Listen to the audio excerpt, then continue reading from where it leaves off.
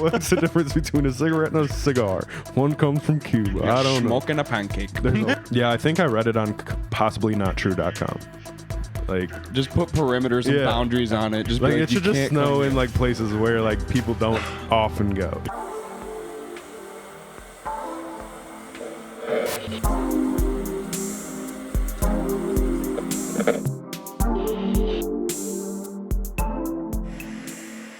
What is going on, guys? Welcome back to Collective Comics and the Lights Comics Action Podcast. We're diving into episode number 28. 28 here today. We're just coming off of last week's episode, Selling Superman, which was episode 27. Had a great time with Darren and Adam. It was a phenomenal conversation. If you guys haven't checked that out, hop over there and do so. But for now, we're diving into a whole bunch of different stuff happening this week. Getting into it. Right? I'm joined by the homie Jake. The homie. Hello. How you doing, man? I'm good. How are you doing? I'm doing pretty good. Nice. Freezing. Freezing, yeah. I can't talk right now, apparently. Oh, I thought you were like, it's cold out. It's not cold out. No, it's definitely not cold out. I probably shouldn't be wearing a sweatshirt, but I'm going to keep the sweatshirt on for now. I'm in like shorts and the weird t-shirt and all kinds of stuff. You're way more appropriately dressed for the weather than I am. Well, we had like, let's be like Midwestern dads and talk about the weather a little bit. Right. It was like, I am a Midwestern dad. I'm not. But yeah, it was like 70s, 80s, and then all of a sudden it was like 30 again, and now it's like 70 again. It's like, make up your mind. Yeah, I was sweating the other day. I needed all my windows down, the AC on, everything. Right. Couldn't wear a sweatshirt. Walked out the next day without a sweatshirt, right, expecting I didn't need it, and it dropped, and I was freezing cold. And then the day after that, it started snowing. Yeah, it was snowing for a little bit. Yeah, the Midwest. Yeah. No, I don't. But nobody does. I don't think anybody does. Some people love it. Some people wish it snowed more. I don't understand those people. I like the snow. Oh, I can't. I like to snowboard. I like to go snowboarding. I like it when I want it. Right. But when I'm stuck in my house and I can't go anywhere because my car is stuck in the driveway. Right. Yeah. Like I'm over it. I wish, because I think like clean, fresh snow, like in the woods. Real Midwestern, right. Like that looks nice. Like that looks very pretty. Absolutely just like amazing. I wish there was like lines, like don't snow on the road, don't snow in driveways, don't snow in my yard. Right. Like just put perimeters and boundaries on it. Just like it should just snow in like places where like people don't often go. You know what I mean? Right. You can go to see the snow. Right. Right. It's like those snowboard. You talking about snowboarding? Like they put snow on mountains for snowboarding. Oh yeah, and they're able to keep it until like June. Like India or Dubai or somebody or somewhere where they have like an indoor like a mall with like a ski slope inside of it. Oh yeah, they have a couple places like that. You can keep that. Like you can have that. Leave the snow out. I don't want it outside. Like I don't want it where I'm driving. Right. See, surprisingly, when you go to indoor snowboarding and stuff like that, it's actually surprisingly warm in there. Right. Because it stays about 60 degrees, and somehow they're able to keep that fake snow. Right. Like all solid and able to ski on at 60 degrees. It's got to be like an ice rink. There's got to be some like like ice rink. It can be the middle of summer. You can have an ice rink. Oh yeah. You know what I mean? Because like the floor and stuff. It's got to be something like that. I don't know. I don't know. Oh yeah, definitely. I hate snow. Moral of the story, I hate snow. Like that's winter is coming. No, winter is ending. Winter is ending. Yeah. Winter is ending. That's like, I don't understand those people either that are like, we have 4 seasons. Like, no, we have winter, which is cold as hell, and we have summer, which is hot as hell. Oh yeah. And it's the most humid time of my life. Right. We have all 4 seasons, but the problem is in the summer, it's summer, and in the winter, it's freezing cold. It's winter. In the fall and the spring, you get all 4. Yeah. In the Midwest. And That's it the only problem. lasts like maybe a month. Yeah. So basically from February until like May, you're getting all 4 seasons. You're getting snow, thunderstorms. Yep. And 80-degree humid, 30-degree cold. Like it's just everything in between. And like I'm a fall guy. Like I love fall. Fall Guys. I never played Fall Guys, but like I love the fall. Like leaves changing, cool, put your flannel hoodie on. Dude. Like, that's my time. It's not snowing. It's not freezing. Bonfire weather. And we, like, never get that. It goes straight from, like, 80 degrees and humid as hell to, like, just freezing. Yep. You know what I mean? Like, there's no way. No, man. We really are doing something weird to the plants out here because the other day flowers started sprouting up and the trees started getting some leaves on them. Freeze again. Yep, and then it froze, so they all died. You know, it's like, what are you doing? You can't be tricking us like that, man. Yeah. Even the trees were convinced that it was starting to be summertime. But when I lived in Texas, it would get to 0 degrees down there too. People are like, it doesn't get cold down south. I'm like, yeah, it does. Yeah, I bet it does. Georgia early mornings get just as cold, and then people are like, it's never that hot in Wisconsin. I'm like, yes, it is. It gets 110 and 90% humidity. Do me a favor and go out to Phoenix. Go in the middle of the desert at midnight and tell me how cold it is. Because it's freezing. Yeah, it's crazy. I mean, when I was in Iraq, it would get to like 120 during the day, and then it would be like, I worked night shift in Iraq, so I was chilling. Like, it would get to like nice 60s. That's insane, though. Perfect. That's insane. That's double. Yeah, we don't hit 120 degrees here. I mean, we get close. We can with humidity. Close with humidity, I bet we do. Probably the real feel. Yeah. The real feel on the iPhone. Because I mean, we definitely get to like a 105. Oh, we've gotten there. We've gotten there, but not too far past it. We constantly sit at like 95 to 100. 95 to 100, I feel like is pretty safe in the summertime. That's hot. That's a hot summer for us. And then you touch your seatbelt. Ooh, dude, you get some third-degree burns from that metal seatbelt, dude. Yeah. I never wanted leather seats like ever because of that. Because they get so hot and so cold. You know what I mean? The cold part is the issue that I have. The heat isn't too big of a problem for me, but the cold part of trying to sit in a cold leather seat, it's like trying to get in a cold bathtub. You ever sit down in the shower?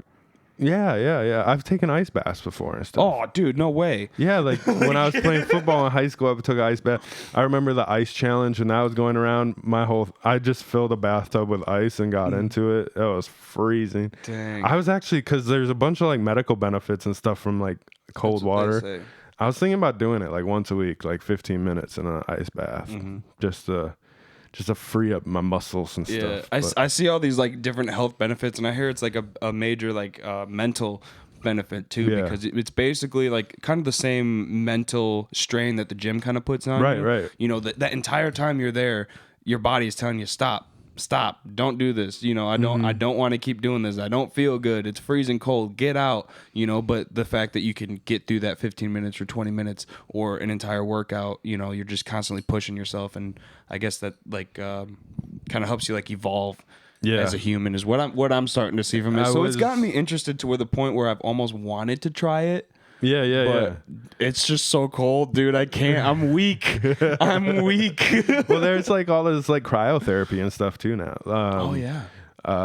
Chris Hemsworth did a show on Disney Plus where he was doing like crazy extremes of all these things, like extremes of fasting, extremes of cold water, extremes of like strength and stuff like that.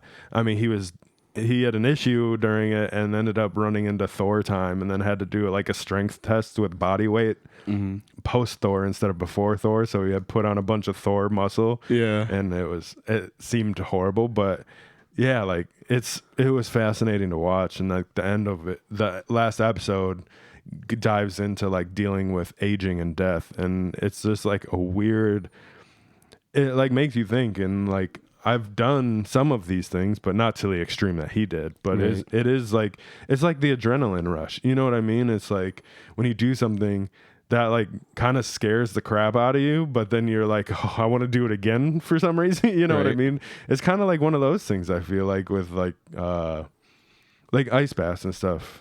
Just putting yourself in those uncomfortable situations that you wouldn't normally do, and you come out the other side a better person. Yeah, from it, and you just feel that rush of like I just did that. Like, I didn't think it was possible. You know what I mean? It's almost like it reminds me a lot of speech class in high school, to where you would go up to give your speech that you're like, dude, this is gonna suck. This is gonna bomb. And then you go up and kill it, and then you're like, okay, now I almost want to go back and do it again. Right. You know, you kind of broke that boundary. You were so afraid to get up there and speak in front of the whole class, but everybody enjoyed it, and you had a nice reaction from it.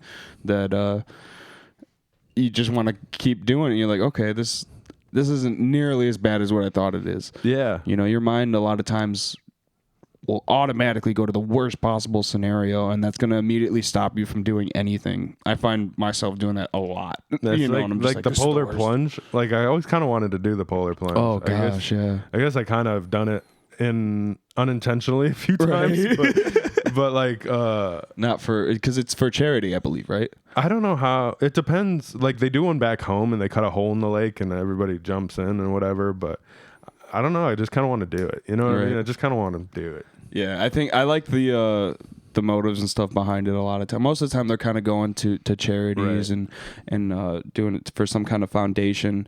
You know, jumping in a lake isn't easy, but when you're doing it for something like that, you'd be like, my life could be a whole lot harder right now. You know?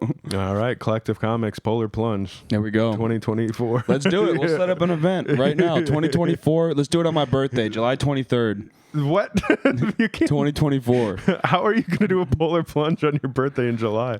We got it, dude. We're all going to go to Antarctica. Oh, okay. Yeah. Okay. We'll be all right. We got it. Just the journey there sounds horrible enough. I don't know. There's probably somewhere we could think of. Right. Like a bathtub with ice in it. No, dude. We'll do it in Lake Michigan. How about that? We'll do it in Lake Michigan. Lake Michigan's always cold, though. Yeah, Why is Lake going Michigan? in? Yeah. Imagine doing it like New Year's Eve or something, going into 24. But you said your birthday. It's July. Well, yeah, but now I'm thinking like maybe that's actually not so possible. But I don't know. Sometimes words come out of my mouth faster than I can even like register them in my head, and like that's what happens. Also, it's not July yet. Like, we could do this on your birthday this year if that was. Yeah, but we want to make this real big. Oh, right? okay. It's huge. Yeah. It's gigantic. It's massive. It's Hulk sized. Yeah, Hulk sized. The Hulk sized polar plunge. Yeah. We just get 30,000 people to jump in the lake all at once and raise the elevation of the water levels, start flooding the streets of Chicago. I feel like you could almost do a polar plunge at any point of time. But in Lake Michigan. Lake Michigan. Lake Michigan is always cold. Why is it always cold? It is always freezing. I mean, I guess it is a big. There's a lot of water in the Great Lakes to warm up. Yeah. You know, but it's pretty much the biggest body of water that's a fresh lake, I'm pretty sure. Something like that. I don't know. I don't think anything gets that big. It's practically an ocean. It is the biggest. Yeah, don't fact check us. It is definitely the biggest freshwater thing. I don't know. It's one of them for sure. So it's got to take a hot minute. I mean, there's 5 lakes. They're all connected. It's got to take a hot minute for it to warm up, especially because it's way up north and it goes into Canada. Yeah, you can take Lake Michigan right into Canada. So I'm pretty sure they get pretty cold up there. Yeah, you gotta keep it moving. Keep it moving. The Niagara Falls are a natural aerator. I don't even know what I'm talking about anymore. Some stuff we heard on Google when we were 12, you know. Oh man! But speaking of a Hulk-sized polar plunge, let's jump into a little bit of news because I didn't know about this, and I guess it's been going on for about a month now. That there's talk about Disney selling their shares in Hulu to regain control of Hulk and Namor. Namor water, Hulk massive. We've just connected everything that we just talked about. There's the Hulk polar plunge, right? Yeah. The Hulk-sized Namor plunge. Right. That's what we should do. 2024, come into a ice block near you. Right. But so yeah, I feel like you might know a little bit more about this than I do. Yeah, so I had I'm not saying that I know more about it than you do, but I texted you the other day and I was like, "Yo, new Hulk trailer?" Just in a couple question marks, you know, and because I had gotten this notification on my phone that said "New Hulk trailer, watch now," you know, and everything. So I clicked it. It was clickbait, but basically. What the comic community is starting to do and what the fans are starting to do is kind of connect the dots between Disney selling their shares in Hulu and what this is going to do when they sell their shares in Hulu, I guess, is that it's going to somehow release the distribution rights for the Hulk. It sounds like some kind of trade. It sounds like some kind of trade to Universal is what I understood from a little bit of an article that A lot of people are speculating that what's going to happen is that Disney is going to sell their stocks in Hulu and that Universal is going to basically buy Disney stocks. Right. in Hulu because I believe they own 25% of Hulu. I read 67.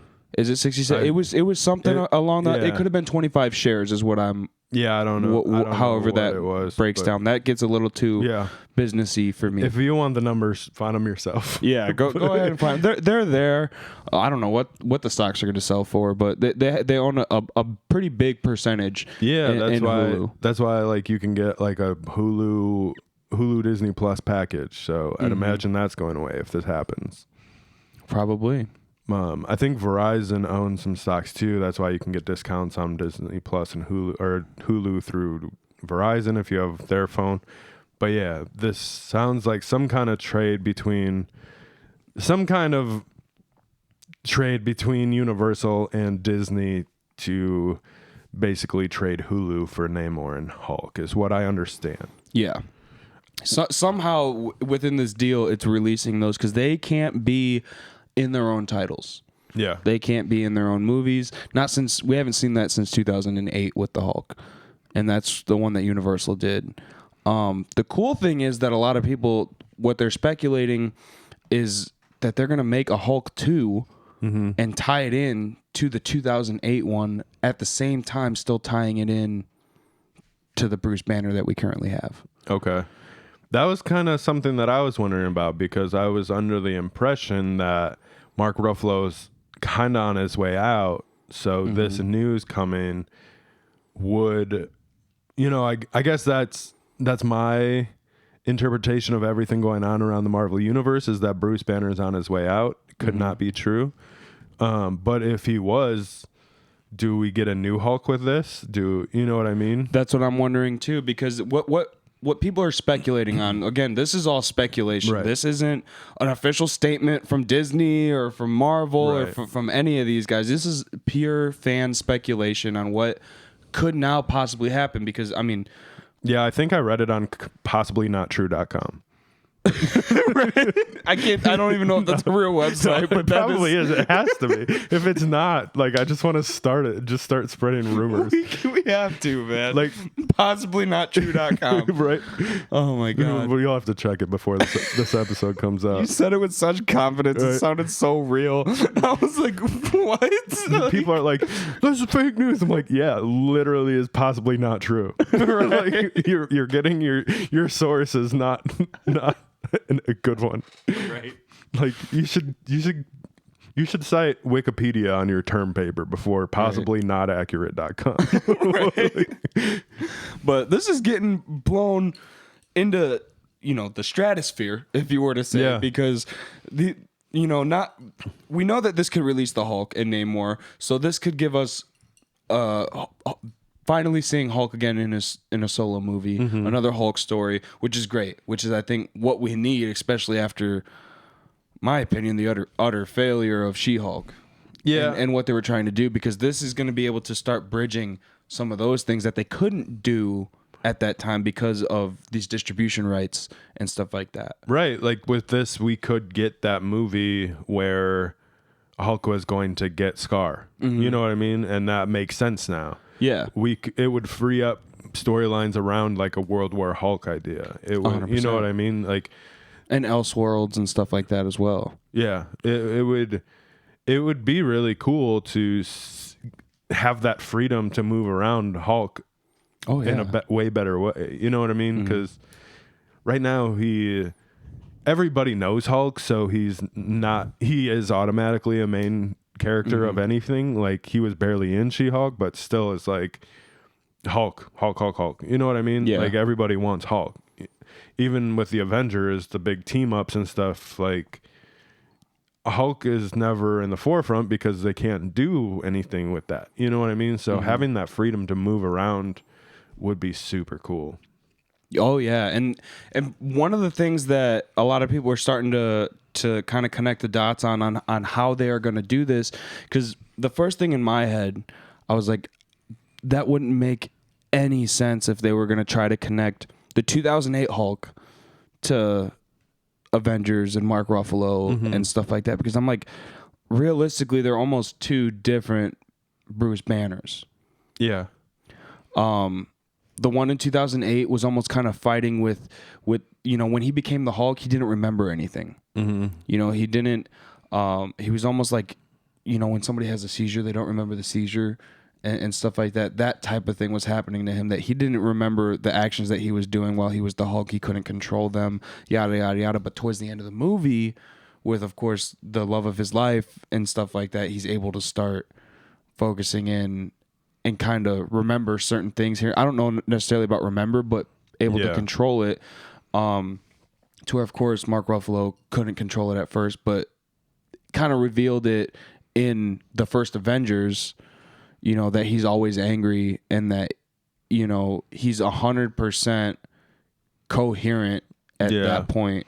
I think they did a really good job in She-Hulk where, like, explaining, like, because he was like talking to She-Hulk and he's like, it took me forever to understand and get to this point. And, I think they did a good job at explaining like why he's so good at it now. And, that was a cool explanation that came out of She-Hulk. But now apparently we're supposed to see it, is what people say. That would be cool. I mean,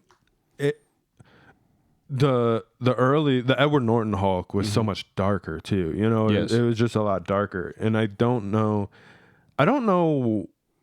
I'm here for dark stuff. I like the DC stuff dark, but like I don't know. Is it like the success of Superman where like all these Marvel stuff that's not from Marvel Studios is so dark? Like that Hulk was so dark. All the Venom stuff is so dark. Like everything is so dark. It almost feels like a one-off like DC. You know what I mean? It's like it's like they tried to do DC with Marvel characters and didn't really hit the Well, that's kind of what Marvel was doing, even in the comics. Back in the 60s and the 70s and stuff, because at that point in time, DC was the winner, and they got dark, and they were really getting dark, to where Marvel and Stan Lee specifically started not making it so much about what is happening, and like the stuff that Batman does is dark, and why he does it. That's dark. They started focusing on like the broken life of Peter Parker and making that part of it super dark. But when he's a hero, he's forget the rest of it. Knight in shining armor. And I think that is what they were trying to do with the movies, because of course that is a lot of people's most interesting part of their stories, or why they fall in love with Peter Parker or Miles Morales or whoever they might fall in love with as a character, that they were trying to portray those in the movies, I guess you can say, but it was almost like it was too much and too geared towards what DC was doing, and it almost, Marvel's supposed to be dark, but only a certain part, only a certain shade of blue, if that makes sense. Well, I guess that goes back to like the whole Frank Miller era. You know what I mean? Because Marvel brought on Frank Miller, and then you get these dark Daredevil that blew up and were super cool, which like. But that was because he was writing Dark Knight. Well, he wrote Dark Knight after. Was it? Yeah. I was like, I don't remember if it's after or before. Where like that's the Defenders series, like the whole Netflix thing, super dark, but I feel like that fits so much that New York City, like I don't know, it just feels like it. Obviously, Daredevil, super dark in the comics. I feel like Luke Cage solo stuff obviously wasn't, but Jessica Jones came in like Marvel Max or whatever it was with that dark time, and they were trying to kind of do like an NC-17 like not for children comic with Jessica Jones, so that makes sense to be dark, because they were like there's a lot more sexualization and murder, and she was an investigator, like stuff like that. When did this come out again? I forget. I think it was the 80s or the 90s. That's what I was gonna say, because around then is when people started realizing like comics aren't made for kids. Yeah. Like yes, well, that's when the Superman Jessica Jones stuff. When did Frank Miller write? Was that the 80s? It had to be, been because the 80s. The Dark Knight came out right the end of the 80s into the 90s, and that was that whole Dark Knight era in time was the 80s and the 90s, and Killing Joke was right before that and stuff like it.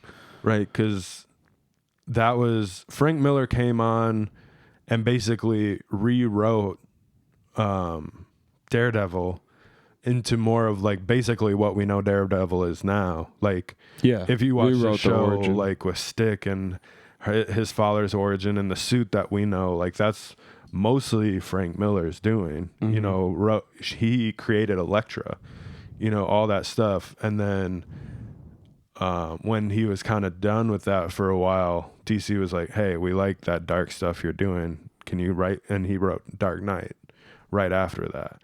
So I'd imagine like coming off the 80s, you know, we get Batman 89, which is a very dark. Oh, yeah. You know what I mean? And then we go into the 90s and we're like, I guess they would probably be like, dark stuff is huge right now. And I mean, it really was, because this was also a point in time where Batman was known to not kill. Mm-hmm. And Michael Keaton was killing bad guys in Batman 89. Right. And then the Venom stuff, even the Venom stuff coming up now feels like it should have been like around the Tobey Maguire time period to me. Like it doesn't feel modern to me for some reason. And I don't know if it's supposed to or not supposed to, but like it almost feels like Sony, I feel like Sony's stuck there. You know what I mean? Like, yeah. I want to see something that feels new and exciting to me. You know, yeah, and that's. I feel like that's also a common problem, even with Disney at this point. I was watching Kevin Smith's podcast, and he was saying, because he owns a movie theater and he likes to re-show old movies like from the 80s, like he's showing The Goonies and Beetlejuice and stuff like that. Cool stuff, you know. And he's actually doing a very great job and being very successful at it. But apparently, they have an issue with Disney. Disney will not let them play anything from the past. If it's not currently coming out or going to come out, they don't care about it. Yeah. You know, as to where Sony's on the other spectrum, to where this worked back then, it's going to work now.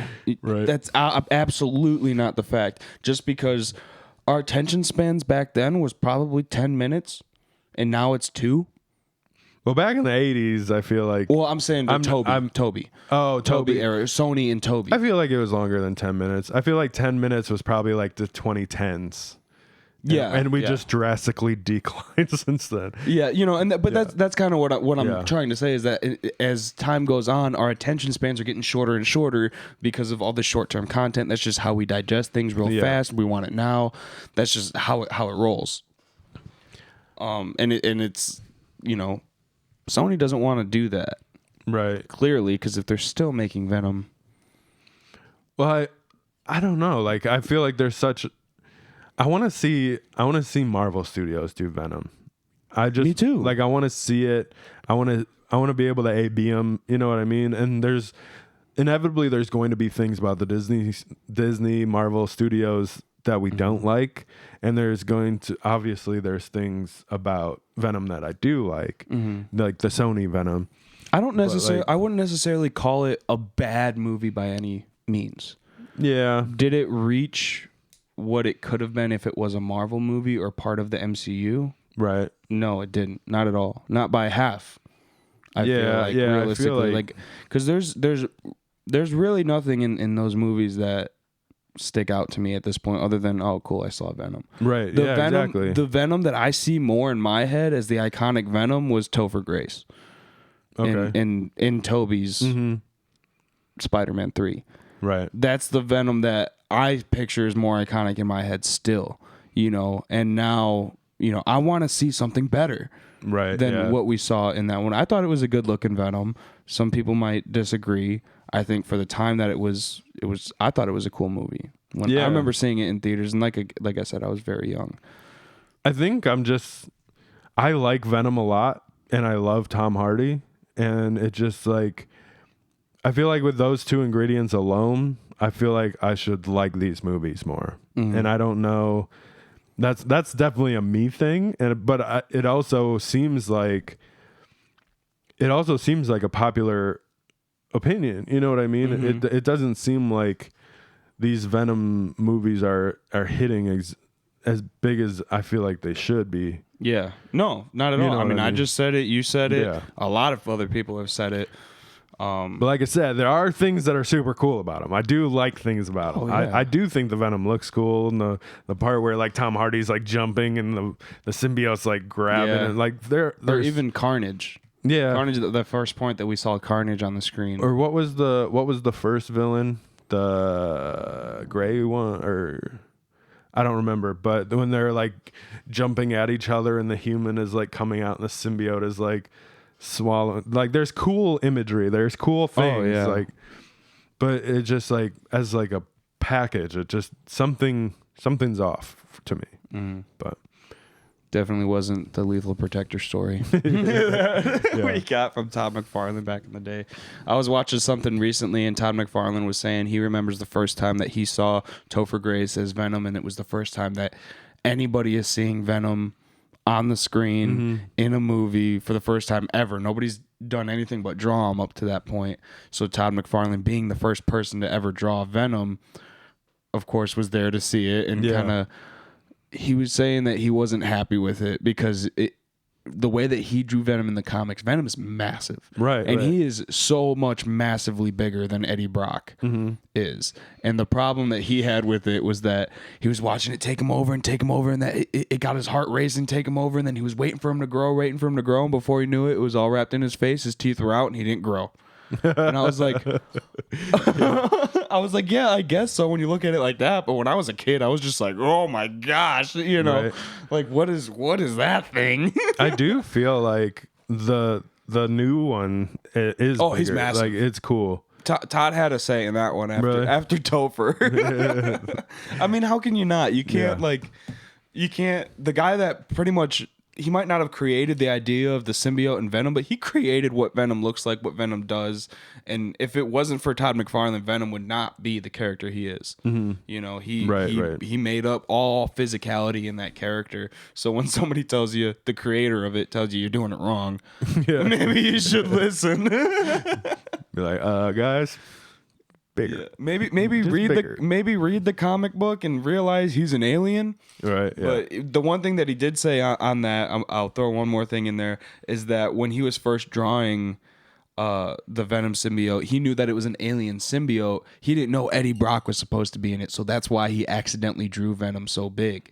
Oh, really? Yeah. The reason why Venom's so big is an accident, but he still feels like it wouldn't be the same Venom. If I would have known that this is supposed to be covering somebody and that it's somebody else instead of a suit and that this isn't this big alien creature, I wouldn't have drawn him like that.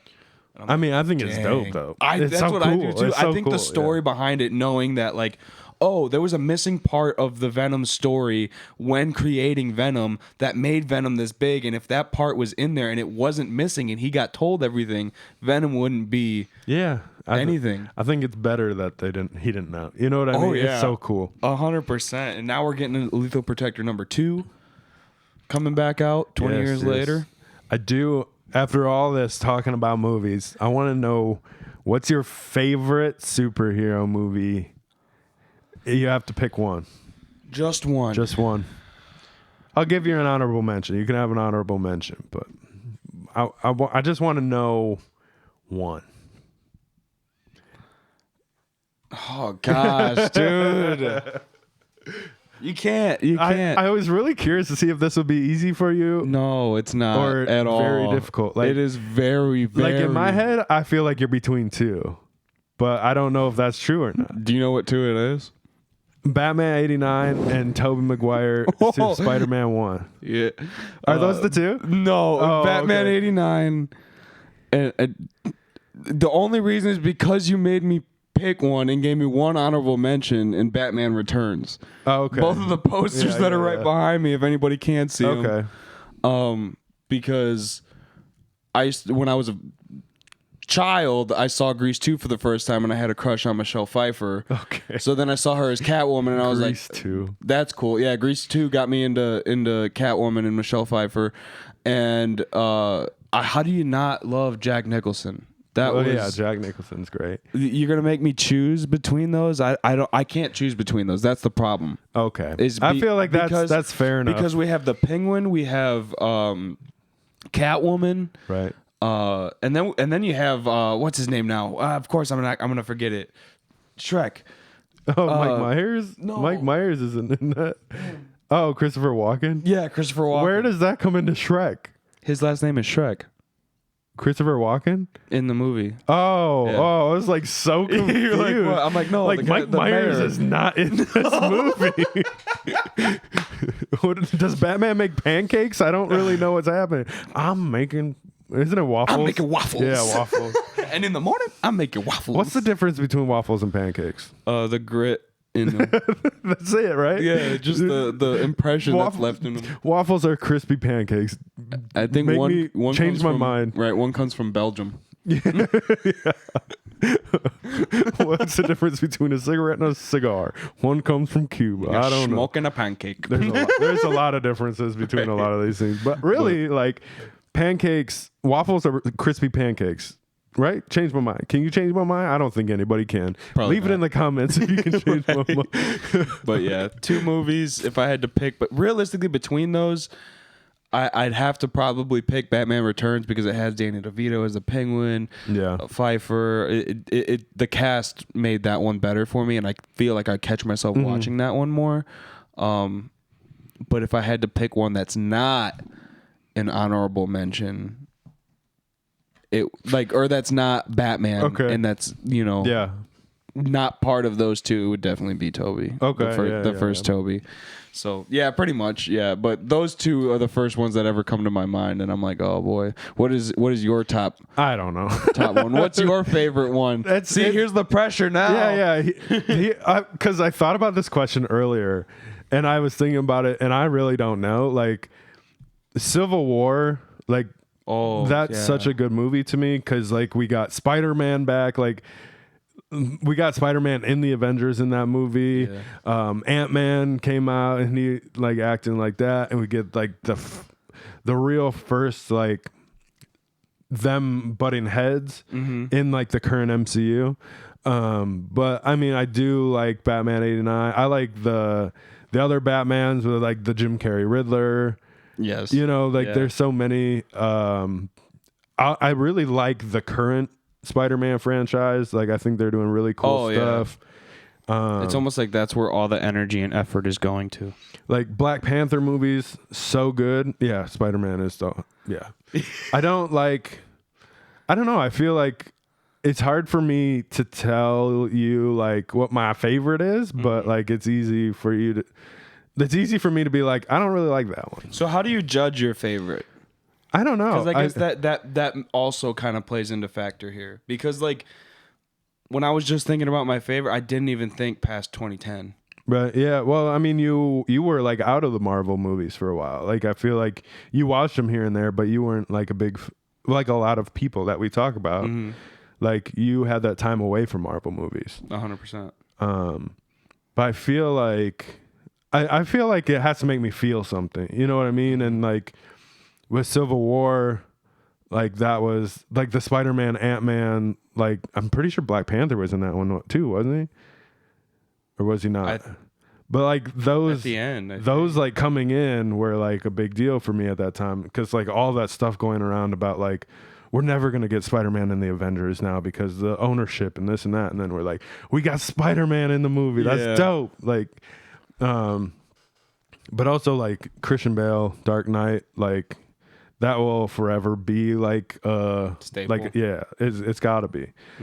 I feel like it's weird too because I didn't really care too much for the first one, and the third one was all right to me, but like that Dark Knight with Heath Ledger, like that whole thing surrounding it. I don't know. I think that might have to be the number one for me. There you go. Like, yeah, that's a great one, man. I remember that coming out and just being like, "This is crazy," and then hearing that like that second or like third quarter of the movie is like not him; it's CG'd, and the part when he's hanging off the building and everything. I'm like, that's nuts. That was really pushing the boundary at the time for that, and you still can't tell. Yeah, I mean, I still can't tell which one is not him. That opening scene too, the bank heist, it was so good. It was like so perfect, and you're like, you followed him the whole time, and you didn't even know. You were. I feel like you were like all right, this one's the Joker. He's gonna turn on him. Oh, this one's the Joker. He's gonna. Oh, this one was the Joker. You know what I mean? And even when I know that that's what happens, I'm almost like, the Joker just sent these dudes all here. They all are there, almost not even, and then it's the Joker there. I'm like, of course he's not that dumb. Yeah. Right. Why would he share with anybody? Right. Yeah. Well, yeah, because I mean, the first time watching it, you're like, oh, this is just a bunch of his henchmen. They're gonna deliver it to him. You know what I mean? And then it starts to like unfold, and you're like, the Joker's probably here. The Joker. Oh, the Joker's the only one leaving. Yeah. And he's the only one driving the bus right somehow in the middle of the school traffic, which, like, how do you plan that out? The Joker is crazy but smart at the same time. That's why the Joker's so good, because he's so smart but also so crazy. Yep. You know what I mean? Like, you can't mess with him. You can't touch him. Right. That brings us up. My dad was telling me the story of how his buddy had to change his tire at work. And as he's changing his tire, he kicked the hubcap, and all 4 of his lug nuts went down the drain. And this whole time that he's trying to change his tire, and then he starts freaking out. I guess this guy starts yelling at him from out a window, hey! And they're next to an asylum. Or I don't know what else to call it, but he felt very uncomfortable there and was like, I'm not going to acknowledge any of that, what's getting yelled at me right now, because he knows what could potentially happen. But he's yelling at him, hey, finally gets his attention. What? And he goes, grab a lug nut off of each tire and put it on one. The dude didn't even think. He thought that he was screwed. Like, grab one lug nut off of each tire, and you'll be able to get your way. Yeah, because then you'll have 3 on every one. It's not highly recommended, but definitely a simple solution in the time. Yeah, but that's crazy. Yeah, he looks at the guy and he just like gives him this look like, how come you figured that out and I couldn't figure it out? He goes, I'm crazy. I'm not stupid. Yeah. I'm like, yeah, dude. Like, what? That's the Joker. Yeah. Right there. He met the Joker. Well, but, Your dad's friend also didn't know he planted a car bomb under it while he's right, yeah. Because that's the shit the Joker does. Yeah, no, I guess he was in his room, but yelling out of the window. Oh, yeah. So that's how that ended up happening. It was from a little bit of a far distance. But that's the kind of, like, this dude is crazy smart. Yeah. Literally. I mean, isn't that one of the common things that, like, people who are so intelligent that they are crazy. You know what I mean? Mm-hmm. Like, that's like I'm thinking of a beautiful mind, like not crazy. I feel like crazy is a word for the Joker, not everybody else. Yes. But like he was so intelligent, so smart. He had like all of these things going for him, but his schizophrenia got him in the end. And it was like all this intellect and all this things.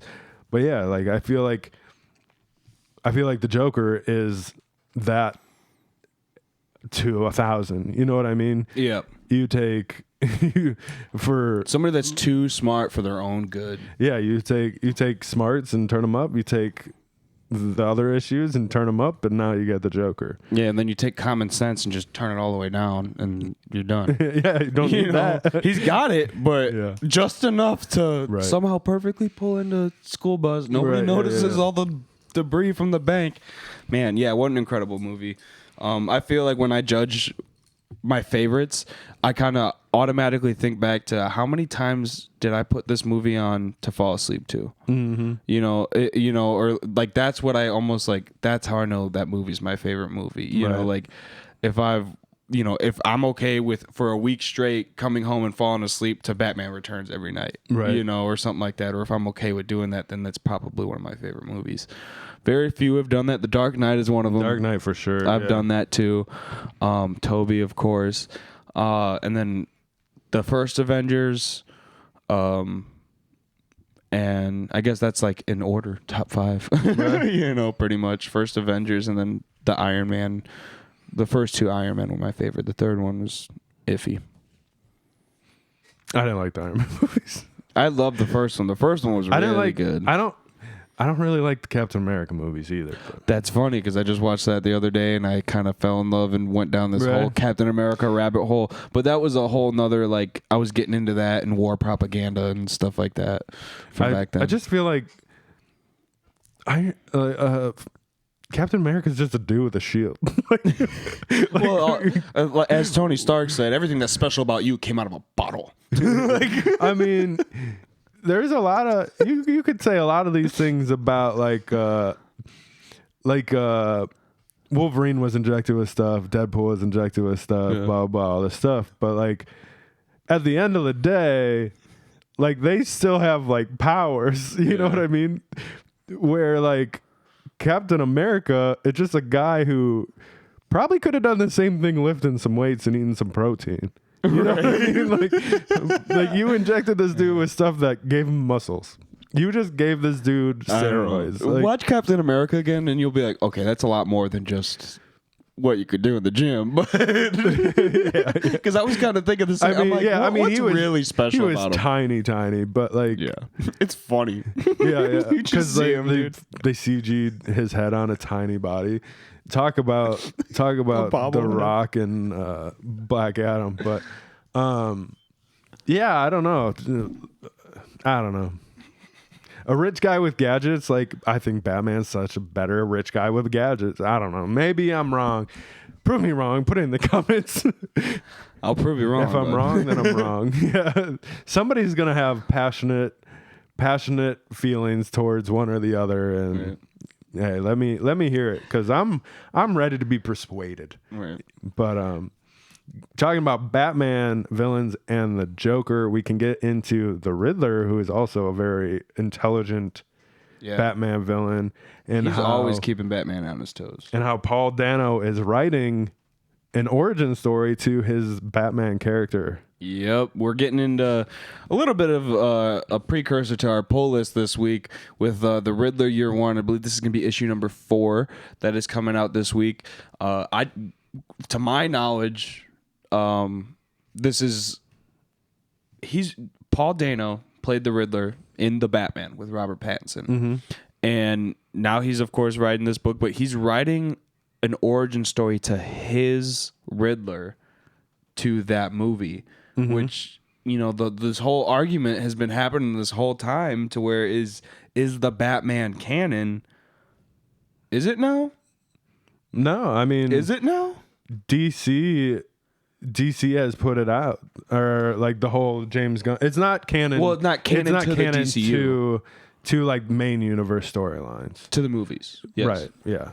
But now it's canon to the comics. This could have just been any story that you pulled from any source of whatever. You get this before, too. I mean, I guess the comics would be canon to the movie at this point. But, I mean, even Harley Quinn wasn't...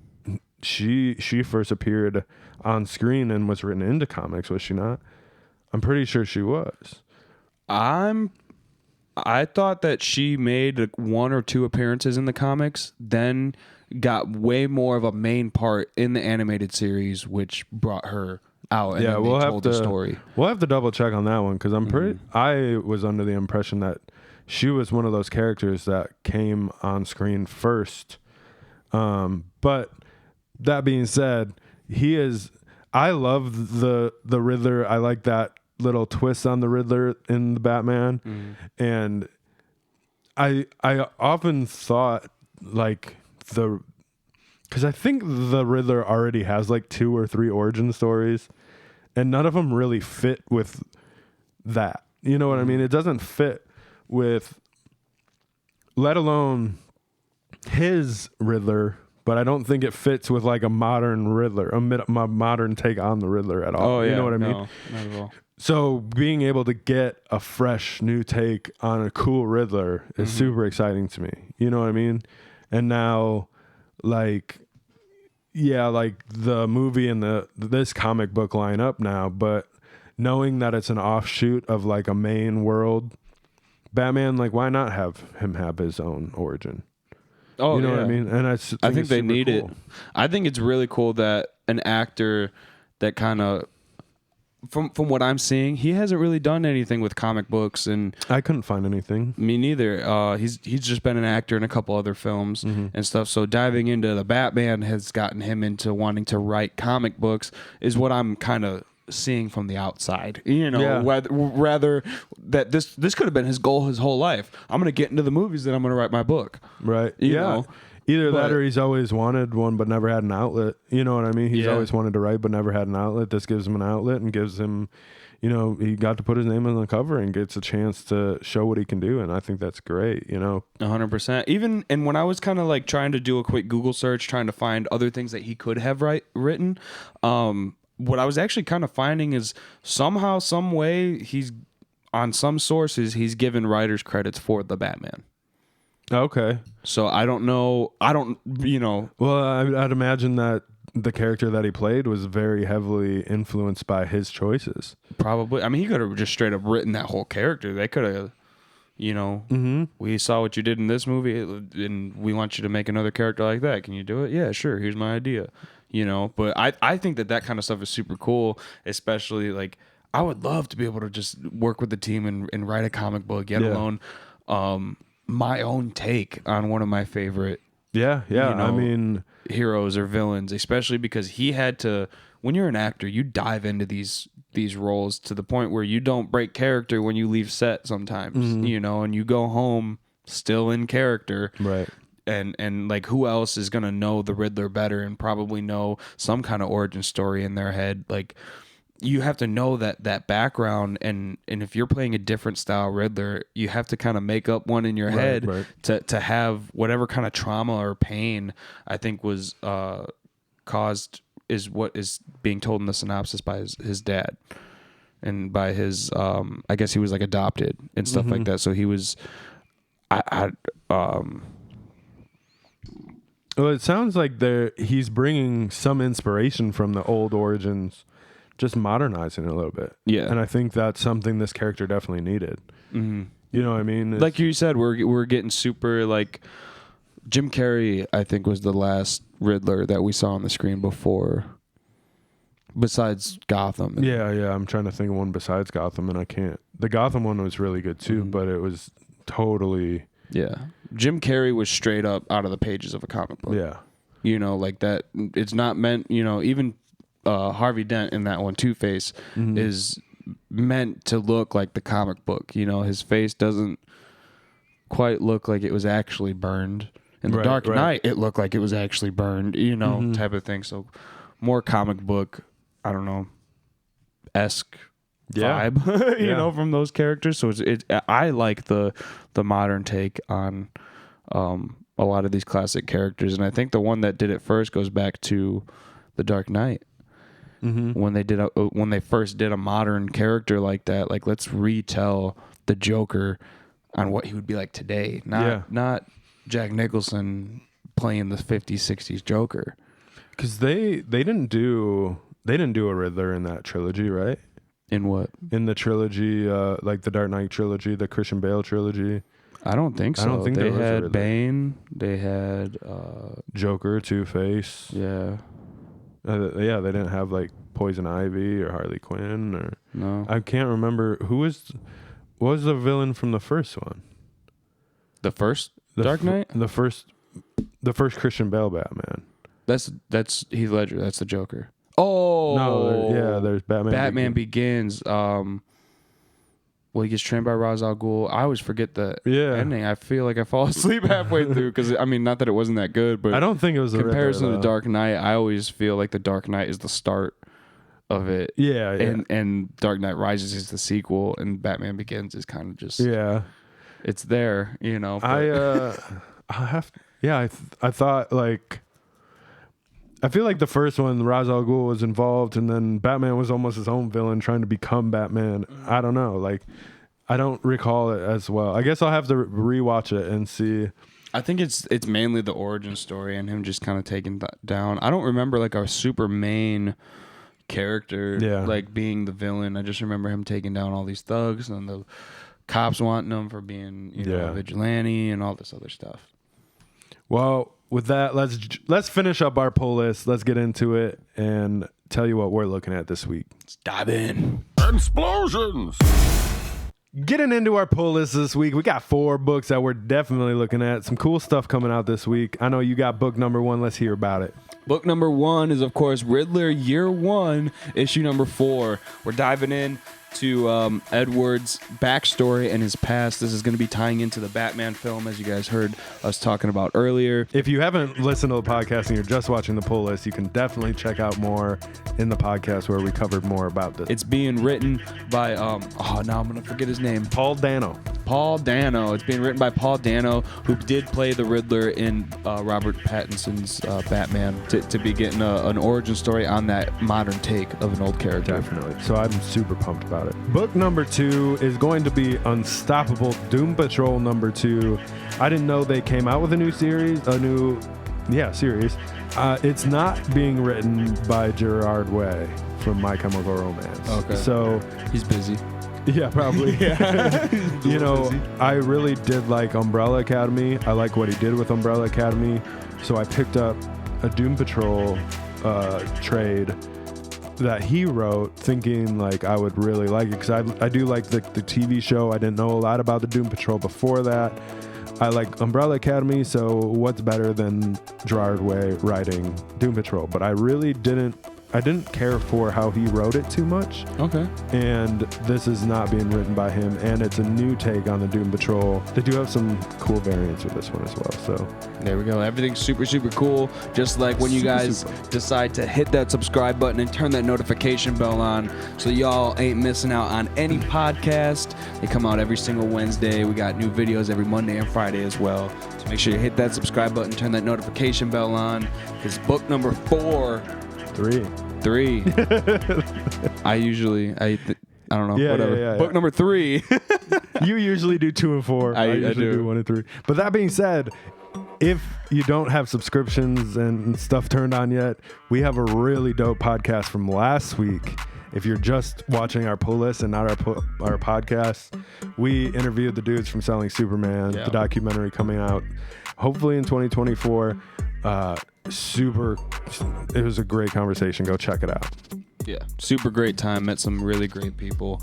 Definitely worth waiting for. We had a little bit of like an extra long episode there. We usually go for about an hour. This episode's gonna go for an hour and a half, but man, it is packed. Oh yeah. Crazy information and crazy conversations. Yes. Book number 3. Book number 3 is Mary Jane Black Cat, issue number 5 right here. Apparently they are still having issues getting along and figuring out this problem that Peter has gotten them into. You know, so what's better than a Black Cat Mary Jane cat fight? Yeah. You know, so I'm here for it. Me too. I think we're all here for There's it. Super cool covers on these as well. Like the covers are always cool on these. It makes me wonder when we're going to finally get a Black Cat into the MCU. Book number 4 is going to be a real dope book. It's going to be Star Wars Darth Vader Black, White, and Red number 1. So coming off of success that they've had with other Black, White, and Red series that they've used in Marvel, they're bringing it into Star Wars. And Peach Momoko is all over this one. She's writing. She's on the writing team. She's on the art team. Dang. She's doing variants for this one. And you know, it said that it's a take on Darth Vader that only this artist could do. You know what I mean? And it's going to be in her style, it seems like. And Peach Momoko, Darth Vader, Star Wars, dope. I'm here for it. Right. You know, there's going to be a bunch of variants for this one. I can only imagine. So I'm super pumped. Yeah, I love Darth Vader, and Darth Vader's look is super cool, but it's been the same for so long. And, you know, it's very rigid, very, very, very like sharp, you know? Yeah, it makes me wonder if the whole book is going to be like that or if it's just some of the covers that are I mean, she is style. on the art team for the book. So we'll have to see what the inside pages bring us, you know? Right. So a super cool book this week. I know we've talked about Peach Momoko a few times on this podcast. Yeah, she's popping. Yeah. So great. I think that about wraps up our pull list for this week, guys. Make sure you guys hit that like button and smash that subscribe button so you guys don't miss out on any of these future podcast videos. None of it. We always got the links in the description. You can check out that free $10 on Whatnot. When you use that link to sign up, you can get $10 towards your first purchase. You can also get 10% off using code Collective Comics on Dubby.gg. Yes, and until next time, this has been Collective Comics.